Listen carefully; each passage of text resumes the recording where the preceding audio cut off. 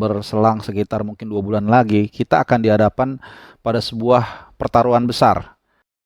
Nah, gue menarik kesimpulan bahwa memang level Liga 1 kita ini agak-agak setengah tarkam.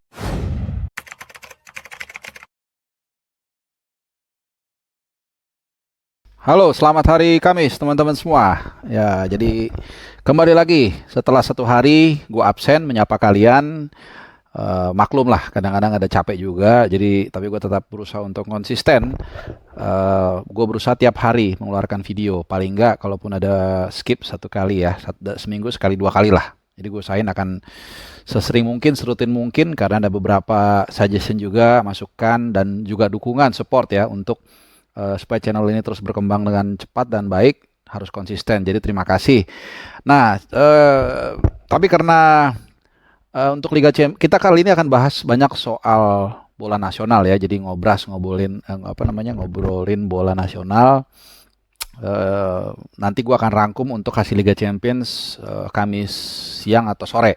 Jadi sekarang kita akan bahas bola nasional dan gua akan bagi dalam part 1, part 2 supaya fokus. Jadi lu mungkin yang mau milih bahas soal timnas dan juga klub-klub, gua akan bahas itu. Kemudian yang bahas gua akan satu lagi yang bagian kedua, gua akan bahas soal PSSI. Jadi lebih luas karena kemarin mereka baru bikin sarasehan mengundang sejumlah stakeholder di tanah air lah. Nah, itu bagian kedua. Jadi nanti lu tinggal milih.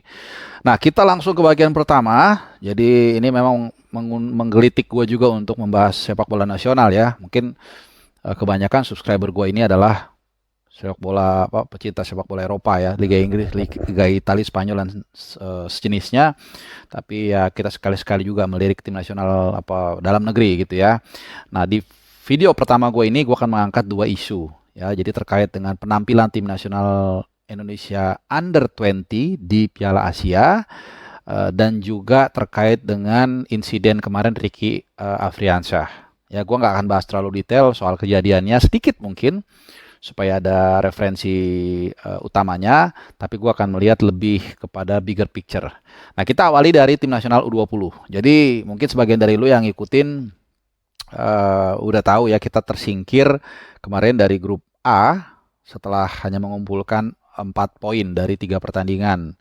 Jadi kita poinnya sama-sama Irak, tapi kita kalah head to head. Jadi yang perlu diperhatikan juga atau perlu diingat di ajang ini, dia AFC U20 ya, pokoknya gue bilangnya aja Piala Asia U20, itu yang diutamakan itu head to head. Jadi nggak ada artinya selisih gol banyak, tapi kalau poinnya sama, misalnya dengan Irak, walaupun poinnya sama, selisih golnya menang secara umum, tapi kalau head to headnya kalah ya kalah. Kebetulan memang selisih gol kita juga kalah -1, karena kita hanya mencetak 1 gol sepanjang 3 pertandingan di turnamen ini. Jadi hanya lebih baik daripada dan eh Oman dan Kirgistan. Dua-dua ini nggak mencetak gol sama sekali. Itu kan. Jadi kembali nih masalah laten lah, gue nggak usah bahas ya soal ini depan. Ya, gue kadang suka bingung aja sih. Irak, ya lu tau lah Irak seperti apa negaranya. Masih pasca berkecamuk perang. Ya, walaupun nggak terlalu perang juga kabarnya ya dari informasi terakhir. Kemudian juga Syria bahkan, ya, negara yang bukan hanya perang tapi juga gempa bumi. Tapi sepertinya kita susah sekali mengalahkan mereka ya. Kita menang dari Syria cuma 1-0, gol dari Hoki Caraka. Nah, ini satu poin tersendiri. Kenapa?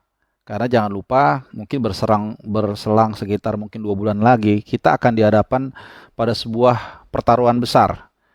Ya, pertaruhan besar untuk melihat bagaimana kiprah dari calon penghuni tim nasional senior kita ini akan bertarung di level yang lebih ganas di Piala Dunia U20. Jadi supaya lo semua tahu ya, nanti memang kita ada di pot 1, saat diundi memang kita ya dianggap unggulan lah seeding bersama Brazil, Uruguay, Perancis, Inggris, dan satu unggulan dari Asia. Karena Asia kan belum ada nih 4, jadi masih menunggu 4 tim aja sebenarnya dari Asia. Nanti kan dari Piala Asia ini yang akan diambil ya semifinalis. Dan kalau kita berkaca dari atau memapping dari kekuatan terakhir, feeling prediksi gue mengatakan Australia lolos. Ini kan yang udah lolos kan eh 6 ini ya, 7 7 tim. Uzbekistan, Australia, Korea Selatan, Iran, Irak, eh Jordan. Ya, masih ada dua lagi. Jadi 8 total nanti. Nah, cuman kalau feeling gue sih kelihatannya yang akan masuk ke Piala Dunia nanti itu Australia, kemudian Korea Selatan, terus Iran atau Irak udah pasti karena mereka ketemu. Jadi salah satu antara Iran dan Irak akan pasti lolos. Kemungkinan Iran kalau feeling gua. Nah, satu lagi ini, jadi tadi gue coba nyebut ya, Australia, Korea Selatan, terus antara Iran dan Irak, mungkin satu lagi antara Arab Saudi atau Jepang. Feeling gue sih Jepang ya. Jadi nggak akan mudah. Nanti diundi kita itu punya probability ketemu yang kalau berat-berat nih ya, dari pot 2 itu yang berat-berat menurut gua ada Italia, ada Senegal, dan ada Kolombia. Itu kalau lu mau masukin Ekuador, lu mau keluarin Ekuador ya nggak keluarin, tapi kalau masukin Ekuador ditambah Ekuador. Pot 3 ini juga nggak kalah serem. Ada Nigeria di sana sama nanti tim Asia. Tim Asia ini kemungkinan tadi yang gue sebutkan cukup berat lah. Ya karena kita berkaca dari Piala Asia aja kita lawan tim-tim yang lemah aja kita kesulitan. Apalagi nanti kalau salah satu tim Asia yang tadi gue sebutin Australia, Korea Selatan, Jepang atau mungkin Iran ini luar biasa beratnya ya. Apalagi kemarin gue bawain uh, di News itu Australia itu yang menang 9-1 lawan Qatar itu mainnya rapih banget dan kolektif. Ya, lu lihat pencetak golnya itu 9 dari 7 orang berbeda. Satu gol bunuh diri kan. Jadi 8 tuh yang original pemain Australia itu dibagi 7 pemain. Jadi hampir setiap pemain hanya satu yang mencetak brace, sisanya tuh 7-nya 6-nya berbeda. Nah, kemudian pot lagi, kita balik lagi ke pot 4. Ini nggak mudah juga, masih ada Slovakia, masih ada Tunisia, masih ada Israel, dan satu dari tim Asia lagi, kita nggak tahu. Jadi berat lah. Dan gue berharap sih, honestly ya, bukannya kita pesimis, tapi jangan sampai dibantai aja, jangan sampai memalukan. Kalau itu sih harapan gue nanti di Piala Dunia ya. Kalau sebagai tuan rumah gue yakin kita pasti sukses lah. Ya, gue juga sudah rencana nanti mau tur Java Overland untuk ke Manahan, ke Gelora Bung Tomo untuk nonton Piala Dunia nanti, Piala Dunia U20. Sebagai tuan rumah pasti excited, pasti sukses lah kalau gue bilang ya. Cuma nanti sebagai peserta ini gimana gitu, jangan sampai kita malu-maluin. Kayak Qatar di Piala Dunia kemarin kan agak lumayan malu-maluin ya, walaupun nggak ada skor yang besar ya. Cuman itu juga gara-gara agak nggak tega aja lawan-lawannya, terutama yang gue nonton langsung Belanda Qatar itu kan sebenarnya Belanda bisa menang banyak, cuman mereka nggak kepus aja. Nah itu dari timnas. Oh satu lagi ya, jadi ini juga sama mengundang mengundang masalah juga ya ajang ini. Bukannya gue tidak setuju ya, cuman akhirnya proses dari seleksi ini berimplikasi kepada klub-klub. Ya terutama dua klub yang menurut gue dirugikan adalah Persija dan Persib. Karena dari mereka itu ada beberapa pemain yang cukup cukup penting itu terpaksa harus absen karena membela tim nasional U20. Memang gampang kalau kita ngomong ya, ini kan demi negara segala macam, betul. Tapi kan juga klub ini kan juga industri yang harus dijaga. Jadi kombinasi kompromi ini yang memang ya harus harus kompromi lah gitu ya. Bagaimana cara solusinya, dan ini yang gue jujur ya nggak tahu lah, mungkin mesti gelar sarasehan juga ya kayak PSSI ya. Nah jadi kemarin itu ada beberapa pemain yang ini contoh ya dari Persija. Tapi gini, ada juga sisi baiknya ya, seperti Cahya Supriyadi misalnya di Persija kan dia bukan inti. Nah dengan adanya ajang ini dia mendapatkan minute play, tentunya skill dan competitiveness levelnya menjadi naik. Kemudian juga ada Dava Fasya di Borneo, dia kan juga nggak inti ya, karena di Borneo siapa kipernya ya, gue lupa.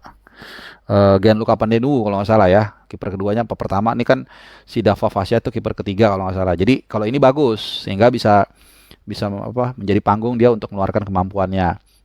Nah, cuman kan kayak seperti Kakang Rudianto dari Persib, kemudian Matteo Ferrari dari Persija, ini kan pemain yang cukup menjadi backbone klubnya ya.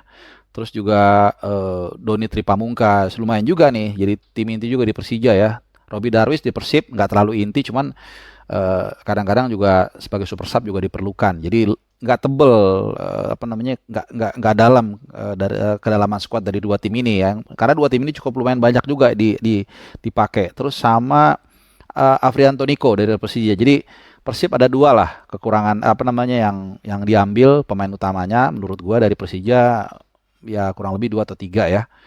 Walaupun tadi satu catatannya juga kita harus fair, justru memberikan panggung bagi Cahyo Supriyadi yang kalau nggak salah main di pertandingan keberapa gitu ya. Tapi intinya adalah ada plus minusnya lah gitu ya. Nah mungkin kalau gue satu contoh ini kebetulan, seperti Brandon Schuneman. Nah ini cocok nih dipanggil walaupun kayaknya nggak main ya. Gue nggak tahu. Karena di PSIS juga kan dia nggak inti. Jadi dipanggil nggak masalah. Nah hal-hal seperti ini mungkin harus dibikin regulasi kali ya. Artinya kalau pemain itu sudah main minimal 5 kali, berarti kan dianggap penting. Ya mungkin harus dikompromisin juga, jangan sampai ngeganggu ritme klub yang lagi kejar-kejaran. Dan akhirnya kan diuntungkan, koreksi kalau gue salah ya, tim seperti PSM Makassar kan jadi diuntungin ya, karena dari mereka itu hanya Sultan Zaki yang dipanggil kalau nggak salah. Oh sama sama Zaki Ashraf ya, dua. Cuman setahu gue nih dua-duanya nggak inti setahu gue ya.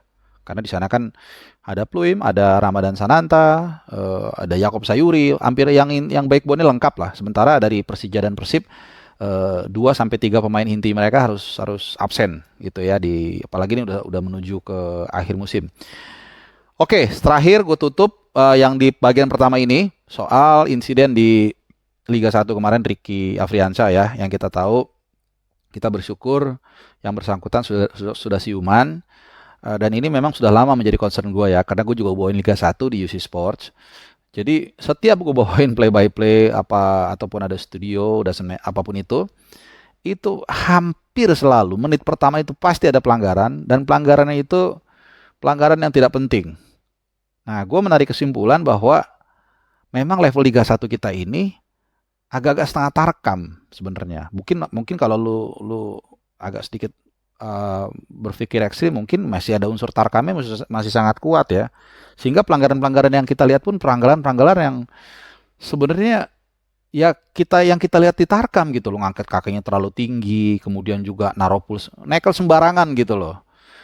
Nah ini apa ya?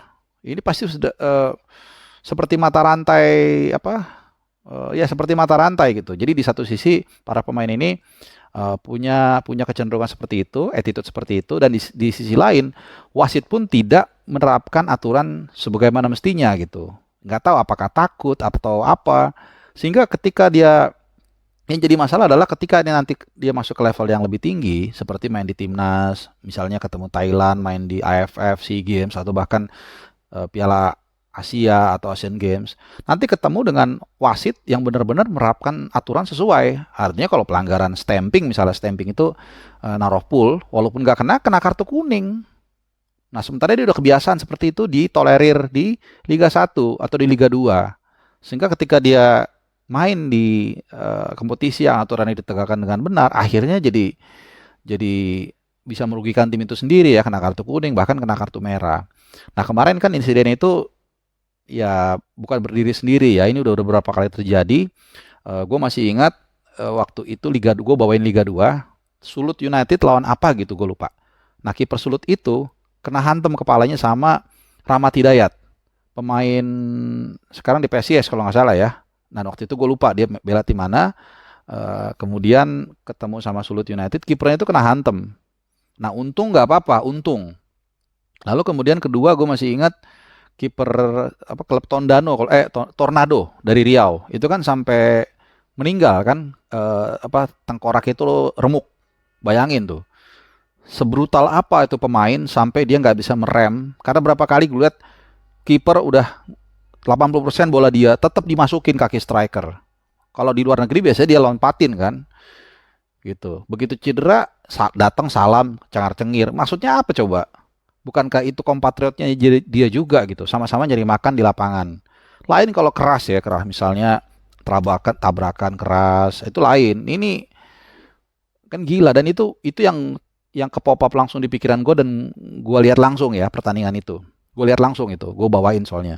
Ya belum lagi kita masih ingat bagaimana Khairul Huda ya almarhum kiper Persela Lamongan yang memang kalau itu insiden, gue tahu ya, kena dengan rekannya sendiri. Ya artinya memang itu yang kita ingat langsung aja ada beberapa insiden ya yang membahayakan apa keselamatan pemain. Oh ada satu lagi kalau nggak salah pemain dari Aceh, entah PSAL Sigli atau Langsa atau Persiraja Banda Aceh, gue lupa udah lama lah itu, perutnya kena tendang sepatu atau kena pool, terus ada pendarahan di dalam, cuman dibawa ya ala-ala tapi akhirnya meninggal setelah dirawat di rumah atau apa gitu. Jadi em, ya kebrutalan di Liga 1 ini memang benar-benar harus diperhatikan juga ya. Ini yang luput dari sarasehan menurut gue ya, dari sarasehan PSSI yang baru digelar yang nanti akan gue bahas di video gue yang kedua ya. Dan satu lagi terakhir,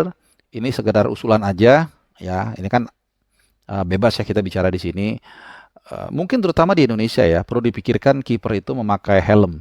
Helm seperti Peter Cech, bukan helm motor ya. Kalau helm motor, jadi yang tipis saja, itu kan nggak berat ya, mungkin hanya 200 gram atau mungkin 300 gram mungkin ya, tipis untuk menghindari benturan yang kita tahu ya kerap terjadi ya.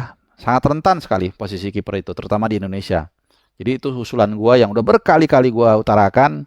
Jadi kalau suatu saat mungkin aturan itu diterapkan di FIFA, ya mungkin gue boleh bangga sedikit lah. Karena gue salah satu orang yang menyuarakan walaupun suara gue ini mungkin seperti buih di lautan ya, mungkin ya. Ya karena gue juga seorang kiper, jadi gue tahu banget bagaimana rentannya apa namanya ya, ya rentannya ya, rapuhnya posisi penjaga gawang ketika one on one dengan striker, apalagi atau pemain outfield lawan, apalagi kalau mentalnya itu mental tarkam. Jadi nggak peduli dia masukin aja, kena hantem tinggal minta maaf cengar-cengir, wah itu kan nggak bener ya. Ya kita boleh main keras tapi jangan kasar gitu. Oke, eh ini bagian yang pertama. Selamat menikmati juga video gue yang kedua full bahas soal sarasehan PSSI dan akan gue berikan pandangan dan sudut gue.